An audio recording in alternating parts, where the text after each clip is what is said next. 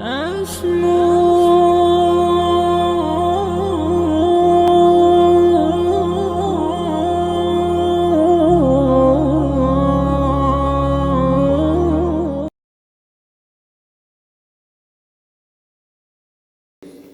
بعد فأعوذ بالله من الشيطان الرجيم بسم الله الرحمن الرحيم قال الله سبحانه وتعالى في القرآن المجيد والفرقان الحميد وفي الأرض آيات للموقنين وفي أنفسكم أفلا تبصرون وقال تعالى في مقام آخر سنريهم آياتنا في الآفاق وفي أنفسهم حتى يتبين لهم أنه الحق أولم يكف بربك أنه على كل شيء شهيد. سورۃ الفاتحہ سے پہلی آیت اور پہلی آیت کا لفظ العالمین، الحمدللہ رب العالمین. تو لفظ عالمین جو ہے اس کی تفصیل اور تفسیر آپ کے سامنے بیان کرنا شروع کی.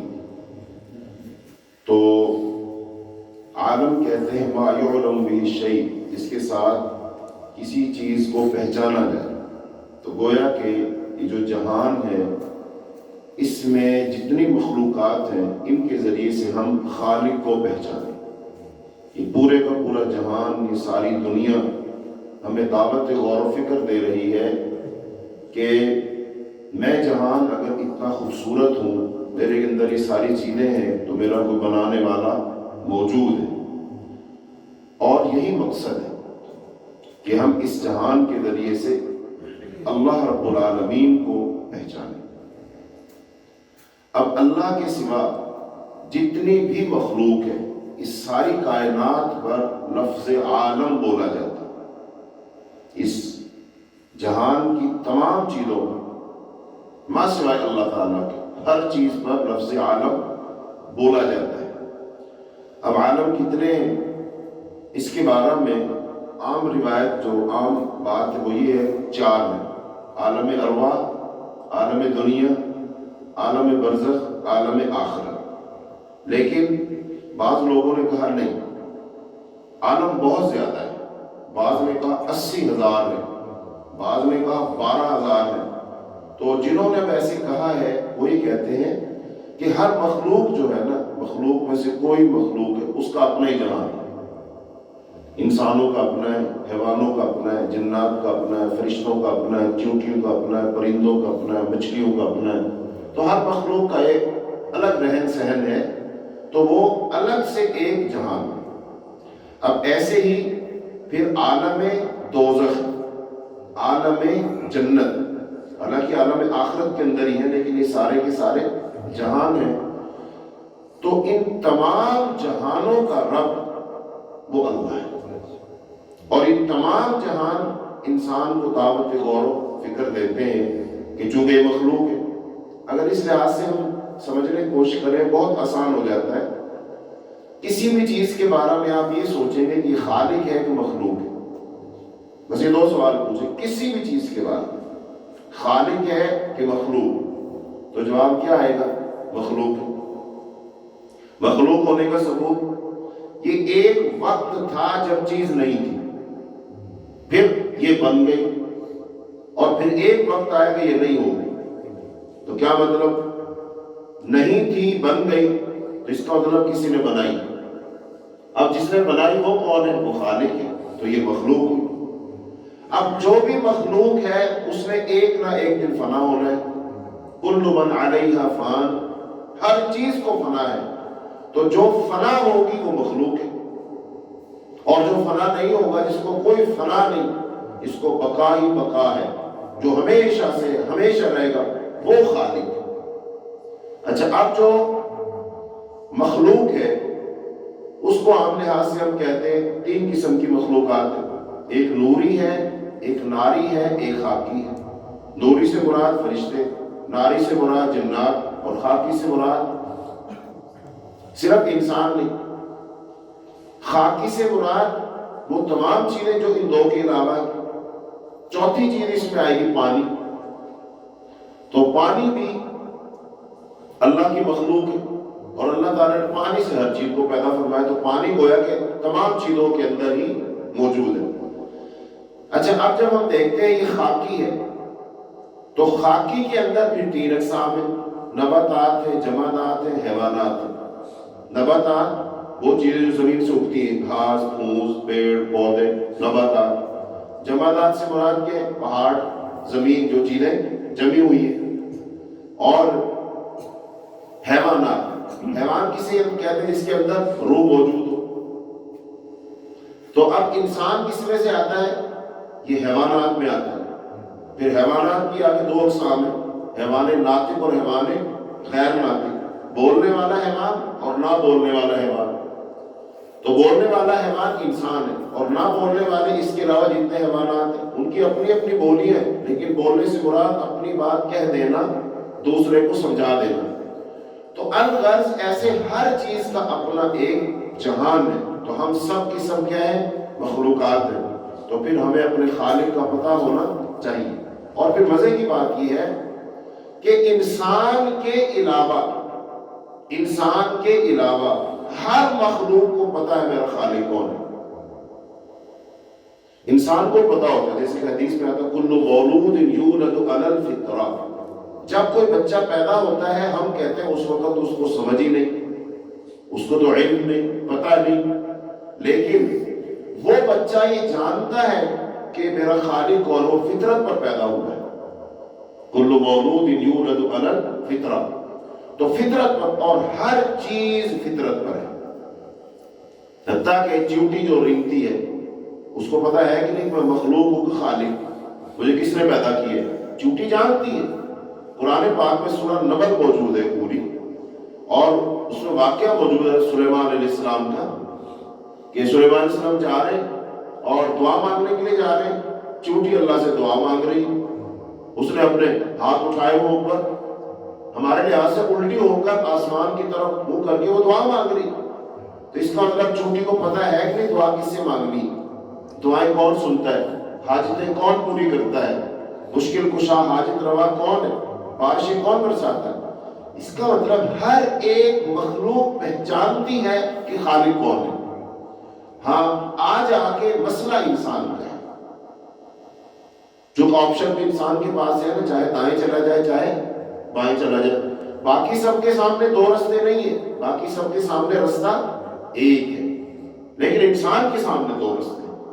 تو لہذا انسان بھی اس بات کو اگر پہچان لے میرا خالق کون ہے، رب کون ہے، الہ کون ہے، معبود کون ہے، تو گویا کہ اس نے اپنی زندگی کا مقصد پا لیا۔ بات ہو رہی جہان کی۔ اب یہ جو جہان ہے نا، یہ جو عالم ہے، یہ جو دنیا ہے، اس میں بنیادی طور پر انسان اس میں معرفت حاصل کرے گا، اور ہر چیز اشارہ کر رہی ہے اپنے بنانے والے کی طرف۔ لیکن یہاں مسئلہ یہ ہے کہ انسان کو گمراہ کرنے کے لیے شیطان بھی موجود ہے۔ اب اس نے ان چیزوں پر غور کر کے اللہ کی معرفت تو حاصل کرنی تھی، لیکن ہوگا کیا؟ شیطان بہکائے گا اس کو، اور شیطان نے بہکایا اس کو۔ دنیا میں ایک بہت بڑا نظریہ ہے جو پایا جاتا ہے، اس کو کہتے ہیں بگ بینگ کی تھیوری، ڈارون کی تھیوری۔ وہ کیا ہے؟ کہتے ہیں انسان ایسے نہیں بنا، یہ جہان کیسے بنا؟ ایک دھماکہ ہوا بس اچانک، دھماکے سے دنیا وجود میں آ گئی، خود بخود آسمان بن گیا، خود بخود زمین بن گئی، خود بخود پہاڑ بن گئے، خود بخود یہ حشرات الارض جرثومے بنے، اور پھر ان جراثیموں سے ملنے سے انسان کا آغاز ہوا۔ یہ پہلے چونک نما ایک کیڑا تھا، پھر وہاں سے ہزاروں سال گزرے، اس نے اور شکل بدلی، پھر ہزاروں سال گزرے، اس نے اور شکل بدلی، پھر ہزاروں سال گزرے، بنتے بنتے بنتے بیچ کی کڑیاں غائب ہیں چیزائی کے، لیکن کہتے پھر یہ بنا بندر، پھر بندر رہا ہزاروں سال، پھر اس نے کھڑے ہو کے چلنا شروع کیا، پھر بنا یہ بن مانس، جو کہ بن مانس کو دیکھیں گے آپ اس کی دم نہیں ہوتی، اور انسان کی کافی مشابہ ہوتا ہے، کھڑا ہو کے بھی چلتا ہے۔ پھر ہزاروں سال برمانس رہا، پھر اس کے بعد یہ بنا انسان. اس کے جسم سے بال جھڑ گئے اور اس کی شکل و شباہت تھوڑی سی نکھر کر سامنے آ گئی، تو پھر یہ انسان. یہ نظریہ ماننے والی دنیا کی آبادی میں سے کم از کم کہو تو 50% سے زیادہ آبادی ہے جو یہ کہتے ہیں کہ ہم اس طرح بنے. قرآن میں اللہ کیا فرماتے ہیں؟ انسان کو ہم نے اپنے ہاتھ سے بنایا. اللہ فرماتے ہیں آدم علیہ السلام کو میں نے اپنے ہاتھ سے بنایا، پھر میں نے جب اس کو بنا لیا تو پھر میں نے جب اس میں روح پھونکنی تھی تو میں نے فرشتوں سے کہا جب میں اس میں روح پھونکوں اور یہ آنکھیں کھولے تو تم نے فوراً اس کو سجدہ کرنا ہے. پھر اللہ پاک نے آدم علیہ السلام کو علم سکھایا، پھر اللہ پاک نے فرشتوں سے مسابقہ کروایا. یہ فرشتوں سے کہا بتاؤ بھی چیزوں کے نام بتاؤ. انہوں نے کہا یا اللہ ہمیں تو نہیں، لا علم لنا الا ما علمتنا. اللہ پاک نے فرمایا یا آدم انبئهم باسماء هؤلاء، آدم تو بتا ان کو. وعلم، تو آدم علیہ السلام نے ساری چیزوں کے نام بتا دی. تو انسان جب سوچتا ہے کہ اس جہان کے بارے میں گمراہ کر دیا اس کو شیطان نے، اور یہاں سے وہ چلا گیا کہ ایک نیچر ہے، ایک فطرت ہے، ایک قدرت ہے جو نظام خود بخود چل رہا ہے، لیکن اس کا کوئی بنانے والا الہات کی طرف چلے گئے لوگ. اللہ کی ذات کا انکار کر دیا انہوں نے، جبکہ اس جہان کو دیکھ کرتے تو اللہ کی معرفت اور پہچان حاصل کرنی تھی، لیکن شیطان نے عقل ٹیڑھی کر دی، گمراہ کر دیا، اور وہ اللہ کو پہچاننے کی بجائے اللہ کے کفر پڑ گئے، انکار کر دیا، ملحد ہو گئے. اس وقت دنیا میں بہت سارے لوگ ہیں جو اللہ کو نہیں مانتے، نیچر کو مانتے، فطرت کو مانتے، نظام قدرت کو مانتے کہ سسٹم آٹو پہ لگا ہوا خود بخود چل رہا ہے. سورج کو کوئی نہیں نکالتا مشرق سے، خود بخود نکل رہا. مغرب میں کوئی غروب کرنے والا نہیں، خود بخود اس میں غروب ہو نہیں ہونا ہے. تو گویا کہ اس جہان کو سمجھنا، اس کا خالق ہے، یہ مخلوق ہے، اس کو پیدا کیا ہے، پھر اس کے اندر ہر چیز ایک ترتیب کے ساتھ چل رہی ہے. کسی ایک چیز کو اٹھا کر دیکھ لو بغیر ترتیب کے نہیں. ایٹم پر بنانا، ایٹم، اس کے اندر بھی کتنی چیزیں، الیکٹران ہے، پروٹون ہے، نیوٹرون ہے. ترتیب کس نے رکھی ہے؟ پانی بنا ہے، پانی میں 2 حصے ہائیڈروجن ہے، 1 حصے آکسیجن ہے، H2O کہتے ہیں. بھئی اس تناسب کو کس نے بنایا؟ اگر ہائیڈروجن 2 حصے نہ ہو، آکسیجن 1 حصے نہ ہو، پانی نہیں بن سکتا. جب پانی نہیں بن سکتا انسان زندہ نہیں رہ سکتا، کوئی مخلوق زندہ نہیں رہ سکتی. اس کا مطلب اس جہان کی ہر چیز میں ایک ربط ہے، ایک ترتیب ہے، ایک ڈسپلن ہے. تو وہ کس نے بنایا؟ وہ اللہ نے بنایا. یہی تو اس کائنات کی ہر چیز پر غور کرو گے، اس کو توڑو گے، کھولو گے، ایک ترتیب نظر آئے گی، اور وہ ترتیب کسی بنانے والے کے بغیر کوئی لگا ہی نہیں سکتا. اس کا مطلب اللہ ہے. تو اس جہان کے ذریعے سے ہم کس کی پہچان کریں گے؟ لیکن انسان اس جہان میں ایسا کھویا، کہیں فلکیات میں، کہیں ارضیات میں، کہیں سمندر میں، کہیں پودوں پر، ساری زندگی کھپا دیتا ہے تحقیق کرتے کرتے، لیکن اللہ کی معرفت حاصل نہیں کرتا. تو لہذا یہاں سے کل ہم بات آگے کریں گے. انسان نے بہت کچھ بنایا، کیا اس نے اللہ کی پہچان حاصل کی؟ نہیں. اور کیا سب کچھ بنا لینے کے بعد یہ کامیاب ہو جائے گا اگر اس نے اللہ کی پہچان حاصل نہ کی؟ تو دنیا کے بڑے بڑے لوگ جو ہیں اس علمی میدان میں، ان کا تذکرہ کر کے ہم ان کا عقیدہ جانچیں گے کہ انہوں نے دنیا کو بہت کچھ دیا، لیکن اس دنیا نے ان کو کچھ دیا کہ نہیں. اس جہان سے انہوں نے بہت کچھ حاصل کیا، لیکن اصل چیز اللہ کی معرفت اور پہچان کو حاصل کی کہ نہیں. اللہ تعالیٰ ہمیں قرآن پاک کو سمجھنے کی توفیق عطا فرمائے. وآخر دعوانا ان الحمد للہ رب العالمین.